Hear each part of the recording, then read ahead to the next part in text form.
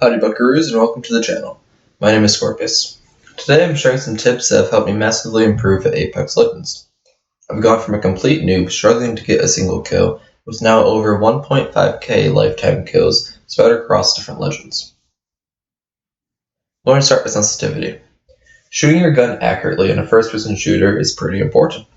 I play on 3-2 linear no dead zone, and it's a pretty slow sensitivity, and that won't work for everybody. That's where my tip comes in. Don't try matching sensitivities of other players all the time. What works for me won't necessarily work for you. What works for you might not necessarily work for a third person. Before using 3-2 linear, I was constantly switching my sense, whether it was to match various pros or streamers, and although those settings worked alright for me, they didn't work great for me. That doesn't mean something is wrong with their settings. It just means that they weren't perfect for me and my playstyle. So don't be afraid to mess around and find a sensitivity that works for you. In my opinion, finding comfortable keybinds is just as important as finding a comfortable sensitivity. I play on controller, and the mapping that I use is evolved. Claw grip on evolved allows me to do everything I need without taking my thumbs off the sticks. It's comfortable for me and easy to use.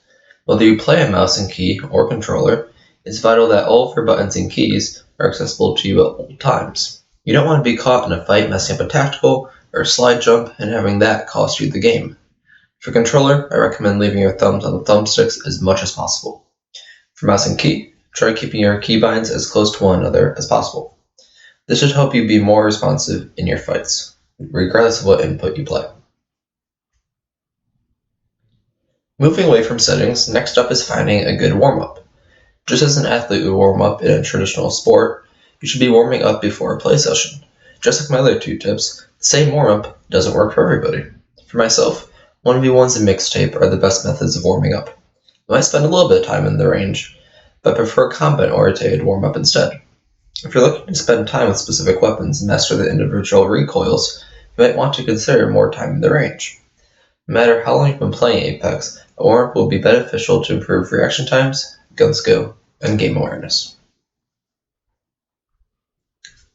I've learned a lot from watching professionals, pub stompers, movement players, etc., and something that they all do is playing with angles. Whether they're angle holding by claiming space and peeking from an angle, unwilling to budge, or if they switch up angles by peeking and re-peeking in different ways. Regardless of Apex being a movement shooter, playing angles is just as important, especially before you have a good entry knock or significant damage to push a team. After I incorporated using cover and peeking angles into my gameplay, my skill increased significantly. The worst thing to do is standing out in open areas with no cover and angles. My last tip for all of you today is improving your game awareness.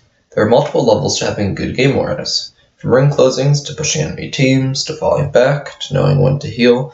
Every macro and micro decision you make. Game awareness is huge. What helped me get better with my game awareness was simply consciously thinking about everything I was doing. Constantly thinking about rotations, where my enemies are, etc. And if you're looking to improve your game awareness quickly, I would suggest staying away from characters like Bloodhound and Seer. They aren't bad characters, but with their scans, they make team fights and enemy awareness very, very easy. I suggest playing other legends, characters that don't have those scan abilities so you don't end up crutching on scan legends later on. Now that's going to be everything for my video for today. I left everything a little bit open-ended because I want everyone to understand the biggest part of improving is learning. Over time, you'll learn what works for you, you'll fall into a playstyle, and everything in-game will become more comfortable. Remember to have patience and maintain a good mindset. I'll be posting more content in the future, so if that's something that interests you, consider subscribing. I'll see you all in the next one.